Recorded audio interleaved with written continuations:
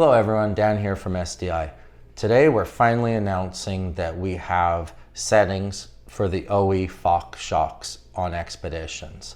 First of all, let's talk about the most important part is spring kits. We are still using a single rate spring front and rear. One cool thing that differentiates us, every kit comes with a bottom cup, so you don't have to worry about the cast part failing, and it comes with a shock guard. Beauty in this is you're following your buddy too close, rock comes up, you're not dinging your shaft, causing the shock to leak.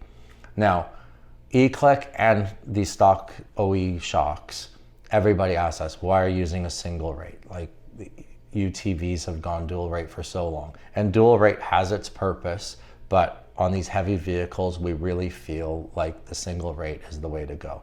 We're gonna do a YouTube video coming up, check it out, and we're gonna go and explain the difference, especially for Xpedition, why we do single rate over dual rate. And the best part is, why buy more springs than you need to? You know, it's more, you get better performance for a more cost-effective budget. Moving on from the spring kit, we did go and come up with settings to make this shock better. If you're just cruising around, just doing rock crawling, I honestly would keep this, I wouldn't revalve it, I would leave it stock. But if you want to start pushing it, trying to keep up with your buddies and razors, hitting desert whoops, all of that type of stuff, we were able to get the shock a lot more linear and just to perform better.